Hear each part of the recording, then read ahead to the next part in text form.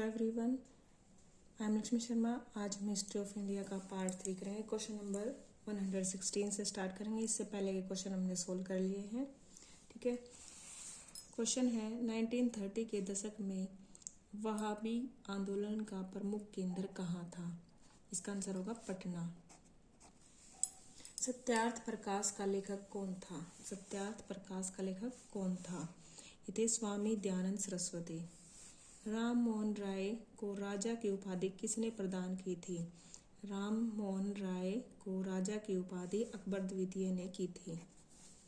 Next question है बदरुद्दीन तैयब जी ने किस स्थान पर कांग्रेस अधिवेशन की अध्यक्षता की थी? बदरुद्दीन तैयब जी ने किस स्थान पर कांग्रेस अधिवेशन की अध्यक्षता की थी? यह है मद्रास में की थी।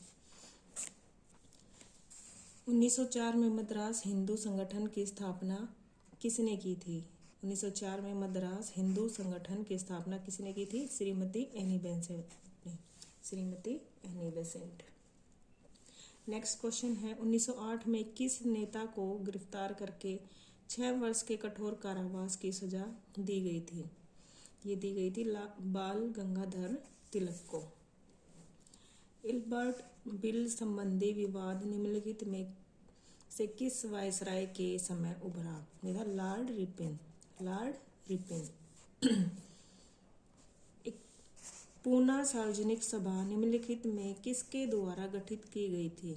महादेव गोविंद रानाडे।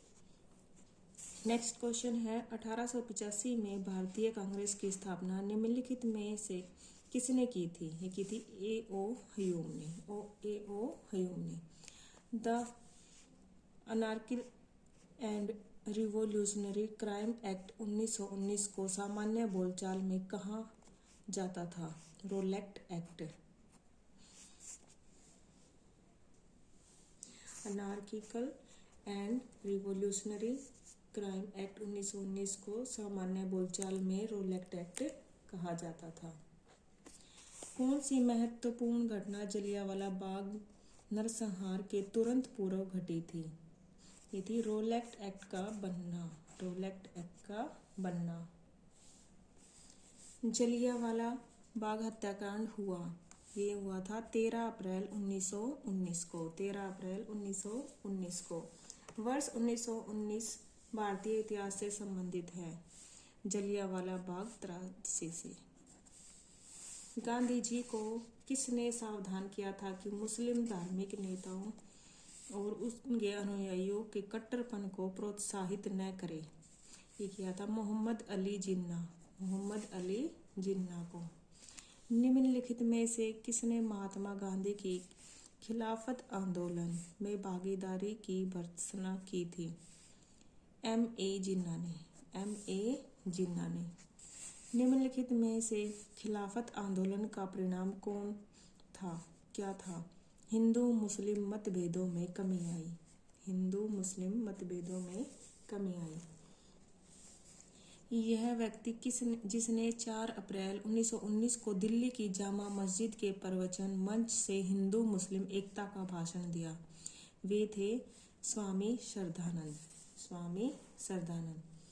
भारतीय राष्ट्रीय कांग्रेस ने असहयोग आंदोलन किस वर्ष प्रारंभ किया था? 1920 में असहयोग आंदोलन शुरू किया था। महात्मा गांधी द्वारा चलाया गया प्रथम जन आंदोलन था असहयोग आंदोलन। खिलाफत आंदोलन के प्रसंग पर असहयोग आंदोलन कब शुरू हुआ था? यह शुरू हुआ था 1920। गांधी जी ने असहयोग आंदोलन कब आरंभ किया? 1920 में। गांधी जी ने असहयोग आंदोलन 1920 में शुरू किया। निम्नलिखित में कौन एक स्वराज पार्टी से संबंधित नहीं है? डॉक्टर राजेंद्र प्रसाद। और संबंधित कौन कौन है? मोतीलाल नेहरू, C.R. दास, N.C. केलकर। निम्नलिखित में से कौन देशबंधु के नाम से प्रसिद्ध हैं? वो थे चित्तरंजन दास। स्वराज आम जनता के लिए होना चाहिए, केवल वर्गों के लिए नहीं, के प्रसिद्ध सूत्र को की घोषणा की थी? किसने? C.R. दास ने। C.R. दास ने। कांग्रेसी नेताओं द्वारा मोंटेग्यू चेम्सफोर्ड रिपोर्ट की निंदा करने पर कई नरमपंथियों ने पार्टी को छोड़कर निम्न में से कौन सी पार्टी का गठन किया? ये क्या? Indian liberal federation. Indian liberal federation.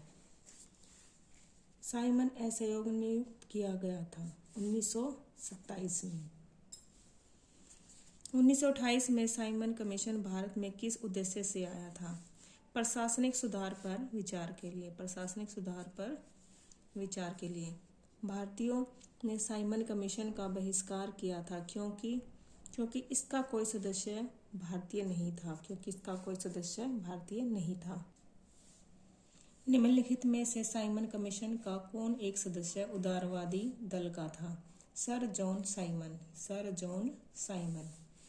निम्नलिखित में से किस एक ने भारतीय राष्ट्रीय कांग्रेस के उस अधिवेशन की अध्यक्षता की थी जिसमें पूर्ण स्वराज का प्रस्ताव पारित हुआ था? वो थे जवाहरलाल नेहरू जी। कांग्रेस के 1929 के लाहौर अधिवेशन में कांग्रेस का लक्ष्य पूर्ण स्वराज किसके द्वारा घोषित किया गया था? जवाहरलाल नेहरू द्वारा। 31 दिसंबर 1929 को अर्धरात्रि में भारतीय राष्ट्रीय ध्वज को किसने फहराया था? जवाहरलाल नेहरू ने। भारतीय राष्ट्रीय कांग्रेस के निम्नलिखित अधिवेशन में से किस एक की अध्यक्षता जवाहरलाल नेहरू ने सर्वप्रथम की थी? लाहौर अधिवेशन 1929 में। दांडी मार्च शुरू किया गया था नमक कानून तोड़ने हेतु। ऐतिहासिक दांडी मार्च का संबंध था नमक कानून को तोड़ने का। Thank you for watching.